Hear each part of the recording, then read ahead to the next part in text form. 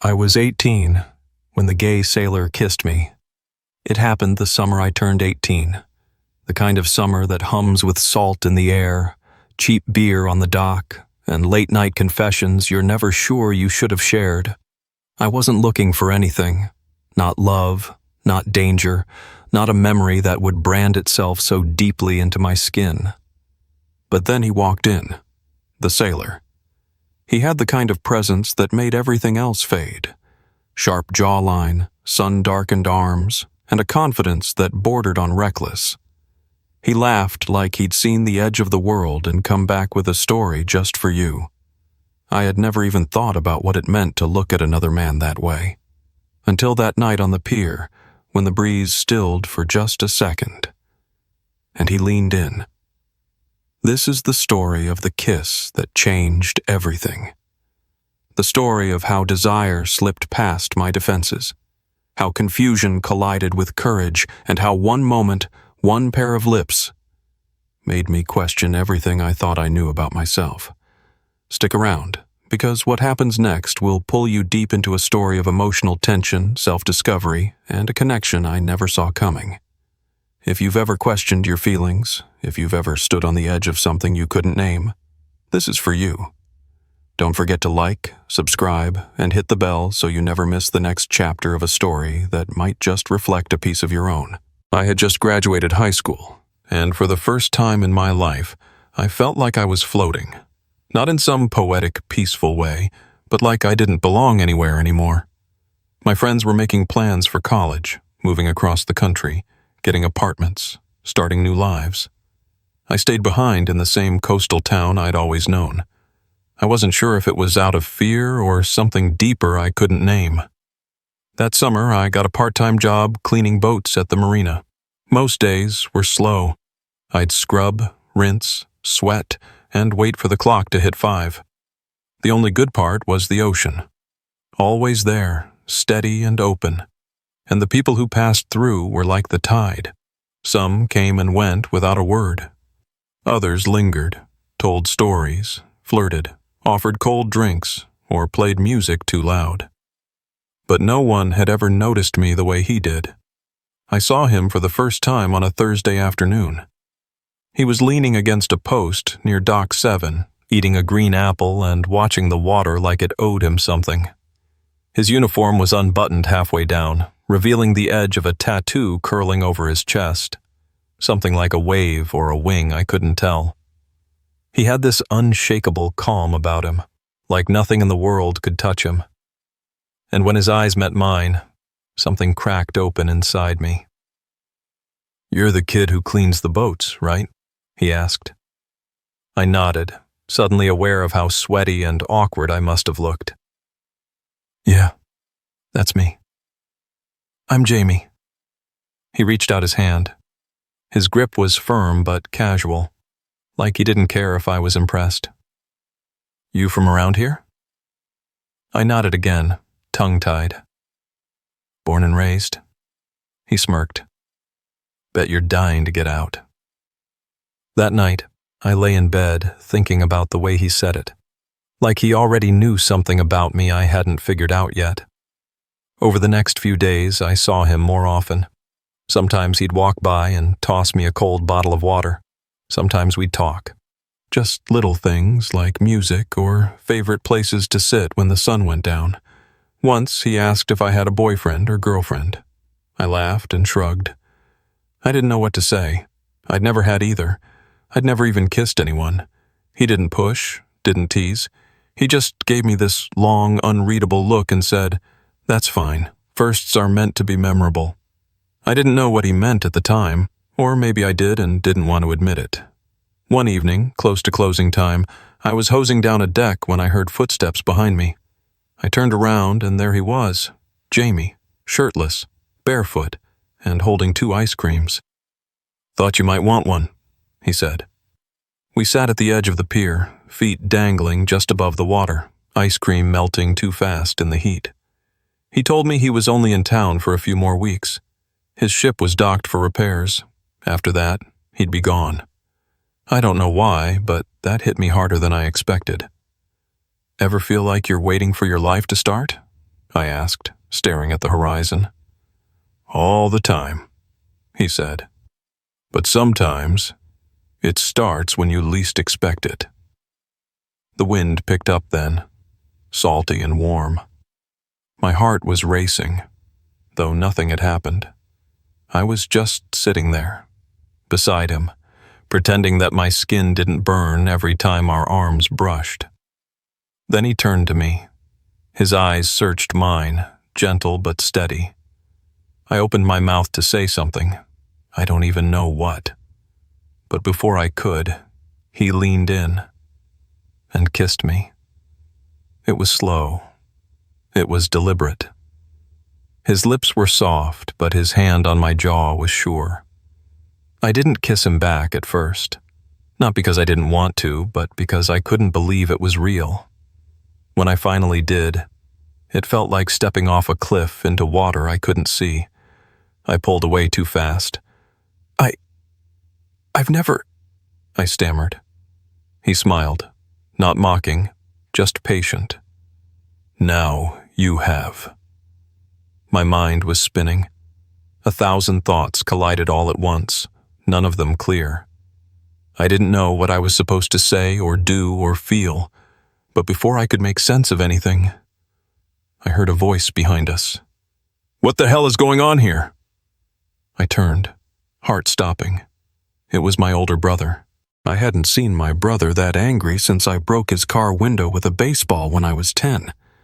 But this wasn't about a window. This was about me.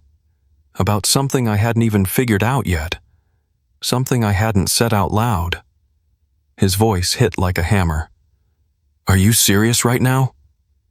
Jamie didn't flinch. He stood up, calm as ever, arms relaxed at his sides. Evening, he said, like this was a normal run-in, like we hadn't just kissed. I was still frozen. My legs wouldn't move. My mouth was dry. Leo, my brother snapped. Get up. We're going home. Now. I stood slowly, eyes flicking between them. Jamie gave me a small nod. Not goodbye, not sorry, just, I'm here. That somehow made it worse. Or better. I couldn't tell. The ride home was silent. He didn't yell. He didn't even look at me. Just white knuckles on the steering wheel. Radio turned off, windows down. I stared at the side mirror, at my own reflection trembling in the night wind. When we got home, he parked and didn't get out. I'm not going to tell Mom, he said, voice tight. But you need to figure out what the hell you're doing. I wanted to say something. Anything. But all I could do was sit there, hollow and burning. Was that your boyfriend? He asked. No, I said too quickly. I didn't even know he shook his head. You kissed him. He kissed me. Same thing. I didn't argue. He got out and slammed the door, leaving me alone in the driveway with the engine still running. I barely slept that night. Every time I closed my eyes, I saw Jamie's face, the warmth of his mouth on mine, the way his hand had brushed my jaw. And then, like a slap, my brother's voice cut through the memory. What the hell is going on here? For the first time, I wished I could take something back. Not the kiss. No, not that. But the timing. The exposure. It all felt so raw now. So fragile. The next morning, I went straight to the marina before my shift started. I sat on the edge of the dock, hoping maybe he'd show up early, or maybe he wouldn't show up at all. He did. Jamie arrived just after 10 in a black tank top, aviators pushed up into his hair.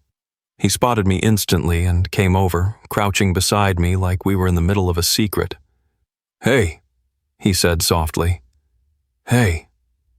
He watched me for a second, then asked, Was that your brother? I nodded. Yeah. You okay? I didn't answer right away. The breeze was cool, but my skin felt flushed. He didn't tell my mom, but I think he's disappointed. Confused. Hell, I'm confused. Jamie sat down beside me, his shoulder brushing mine. You want to talk about it? I don't even know what to say, I admitted. I've never done anything like that before. Kissed a guy? Felt something this strong. Wanted it this much. That got a small smile from him. It's okay not to have all the answers. I don't know if I'm like you. He turned toward me, one arm resting on his knee. You don't have to be like me. You just have to be you. Whoever that is. We sat there for a long time. No more words. Just the sound of the waves tapping against the wooden posts, the screech of gulls overhead, and the quiet hum of things left unsaid. Eventually, he reached into his pocket and handed me a folded note. I'm shipping out in 6 days, he said. That has my number. I'll leave it up to you. I took the paper with shaky fingers, nodding, unable to look him in the eyes. Before he walked away, he turned and added, By the way, you kissed me back. He left me there, heartbeat loud in my ears. And that was the moment I realized something I couldn't unfeel. I didn't want him to go. But later that night, when I finally opened the note, my chest tightened. Because there was more than just a phone number inside. There was a photograph of Jamie, with a woman beside him, and the words, Not what it looks like. I must have stared at that photo for an hour, flipping it over, reading the same words again and again. Not what it looks like. Jamie stood beside her with one arm over her shoulder, smiling like it was the easiest thing in the world. She was beautiful.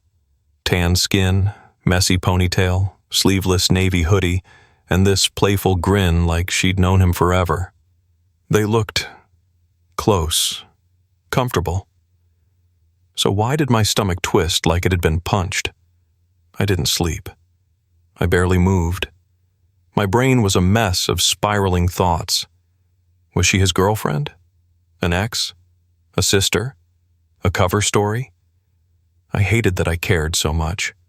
I hated that I had no right to care. We weren't together. I'd only just kissed him. Barely even processed what that meant.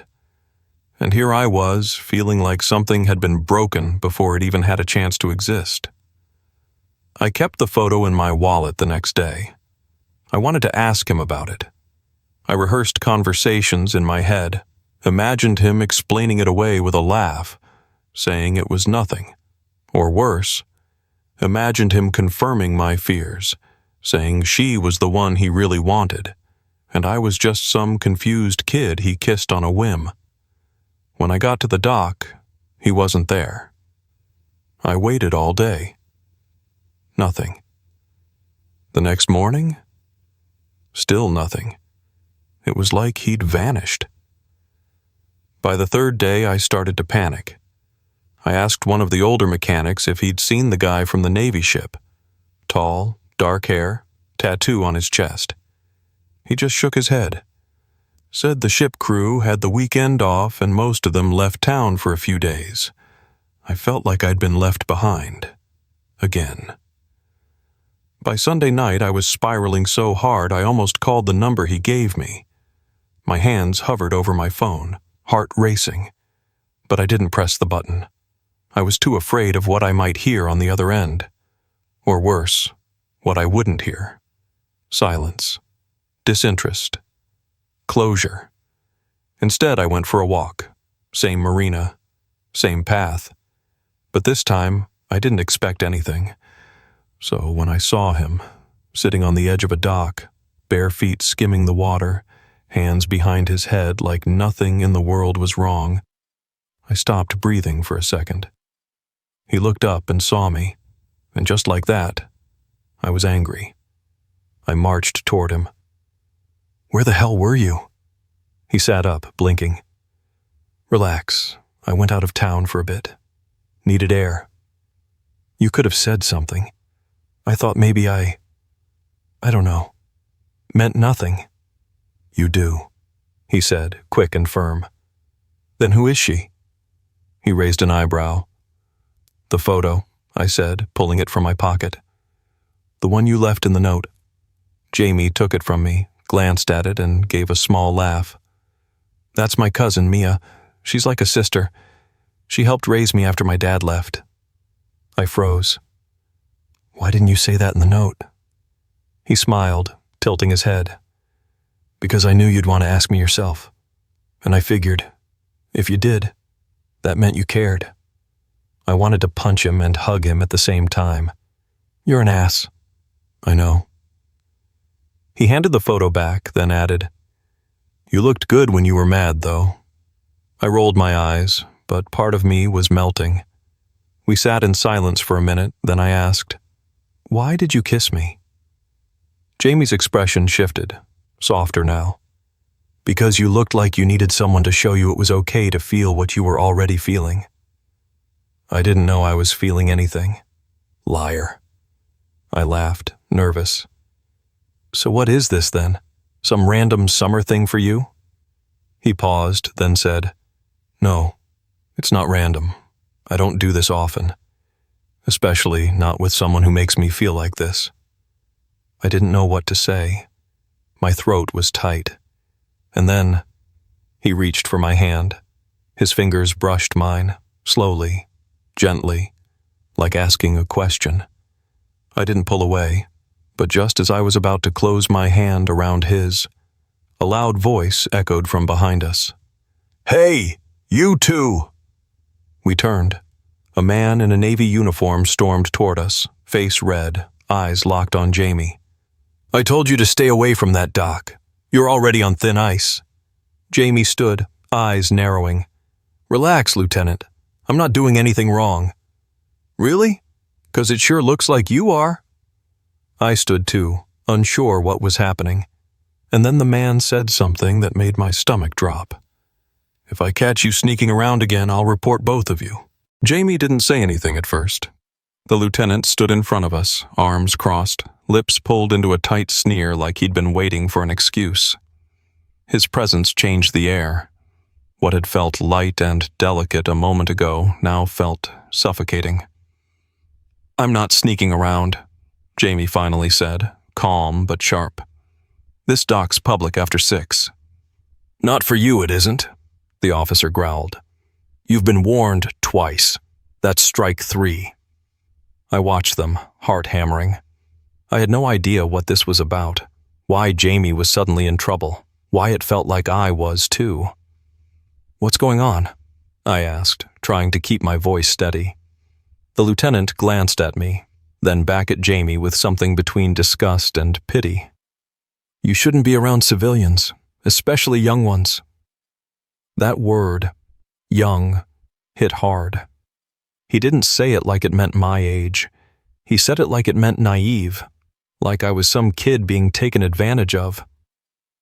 I'm 18, I said, jaw tightening. I'm not a child. Could have fooled me. Jamie stepped between us, his body protective now. You done? He asked, coldly. The lieutenant stared him down. One more report, Hale, and you're out. Off this rotation. Maybe even out of the program. Think about that. Jamie didn't flinch, didn't blink. Then the officer turned on his heel and left, boots pounding the dock like a gavel. When he was out of sight, I looked at Jamie. What was that? He ran a hand through his hair, exhaling hard. His name's Weston. He's hated me since day 1. Found out I was gay and decided I'm a threat to morale. I swallowed. So, what does that mean for you? It means I have to be careful. One wrong step, one accusation, and it's over. Everything I worked for. He paused, then looked at me. That's why I didn't call you. I didn't want to put you in the middle of this. I sat down on the edge of the dock, head spinning. So, you weren't avoiding me because of the kiss?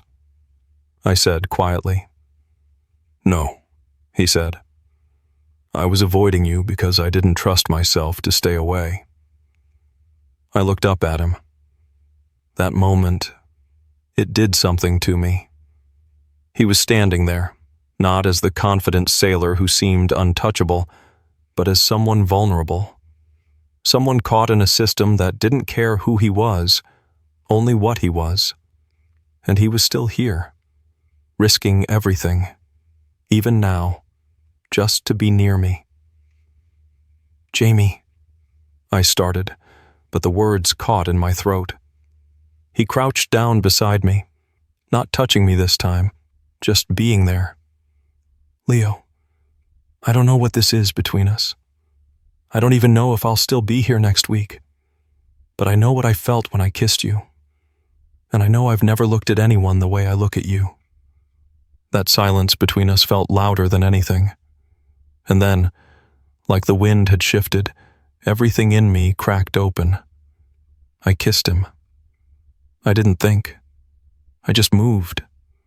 His lips met mine with that same quiet certainty as before. Like we weren't being watched, like we weren't on borrowed time.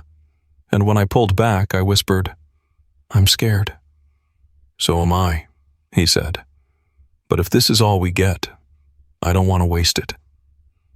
We sat there until the sun began to sink behind the boats, painting the water in orange and gold. I thought that would be the most intense part of the night. But it wasn't.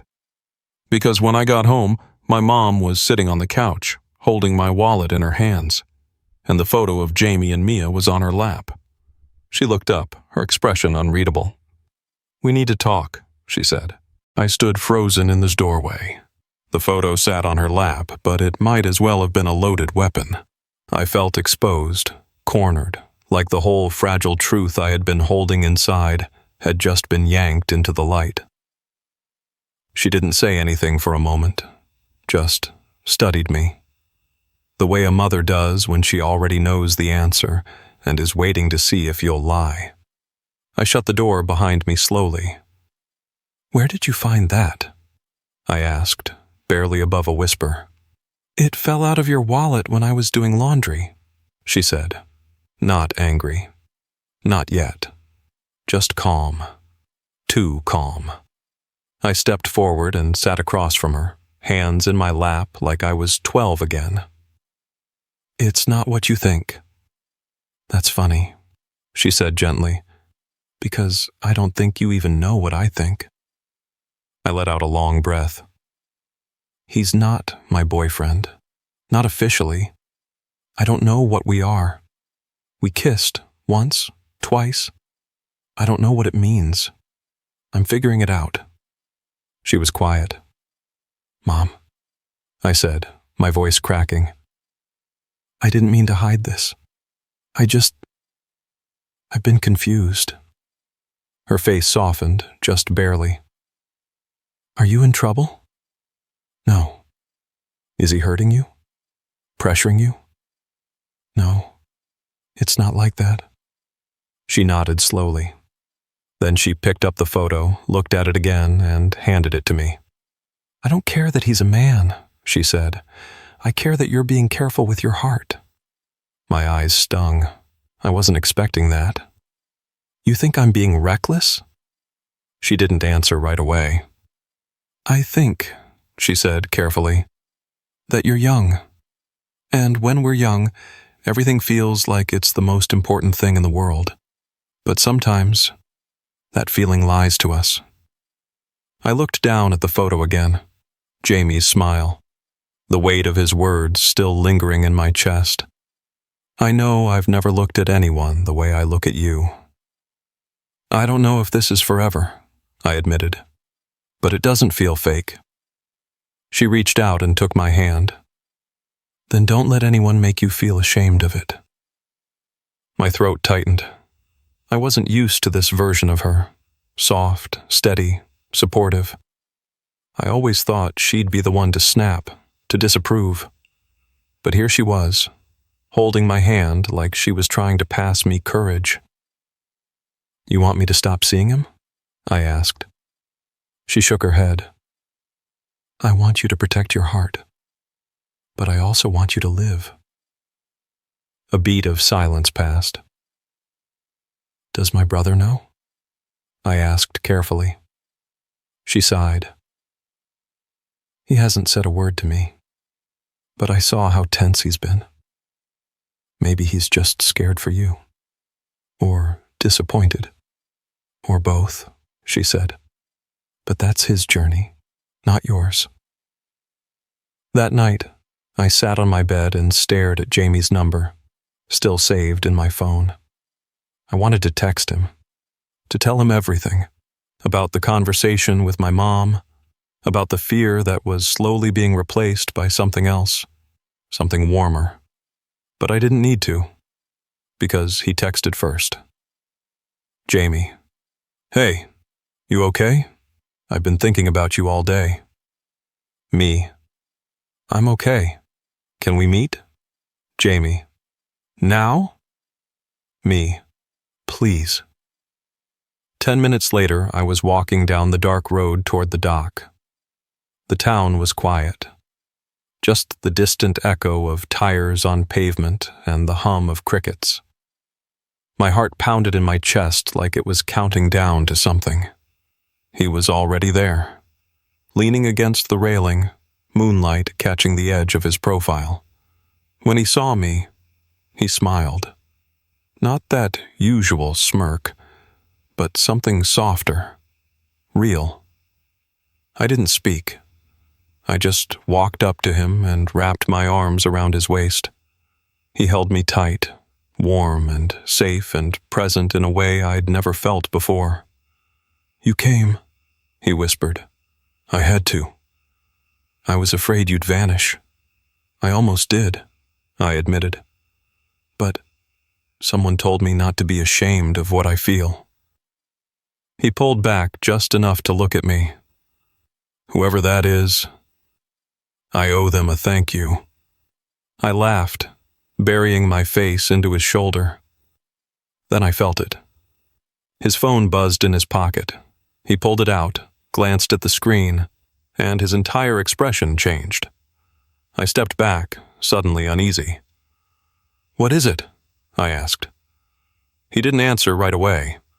Then he showed me the screen. A message from someone named Lieutenant Weston. We need to talk. Tomorrow, 0600. Command was notified. The next morning he was gone. No message, no explanation. Just silence. I walked to the dock anyway, hands in my pockets, pretending I wasn't hoping to see him there, that I wasn't counting every second since that text. But the dock was empty. By noon, I couldn't take it anymore. I texted him once, twice. No answer. I sat on the pier, feet hanging over the water, trying to slow my breath. Maybe it was over. Maybe that message from Weston meant everything we had, every glance, every word, every kiss, was now a problem, a threat, a mistake. But just as I stood up to leave, I heard my name. Leo. I turned, heart leaping. Jamie stood there in his uniform, duffel bag over his shoulder, eyes tired, mouth tight. I'm being reassigned, he said. What? They didn't say it, but we both know why. I stepped toward him. When? Now. My throat closed. I didn't want to leave like this, he added, voice low. But I had to see you first. I didn't care who was watching. I hugged him. Right there, on the dock. No hiding, no pretending. He held me so tight it hurt. I don't know when I'll be back, he whispered. Or if. I pulled back, looked him in the eyes. Then remember this. I kissed him, slow, deep, everything I hadn't said in words. When we finally broke apart, I pressed something into his palm. It was the photo, the one he'd given me. I want you to keep it now. He nodded, slipping it into his pocket. Then he turned and walked away. I stood there, watching him disappear into the morning light. And I knew, no matter what happened next, I wouldn't forget this, Not the way he looked at me. Not the way I finally looked at myself. Some moments change you forever. If you've ever stood at the edge of something real, something scary and beautiful, you know what I mean. Have you ever felt something you couldn't explain? Something that made you question everything, and yet feel more alive than ever? Tell us your story in the comments. If this story moved you, don't forget to like, subscribe, and turn on notifications. More emotional stories are coming your way.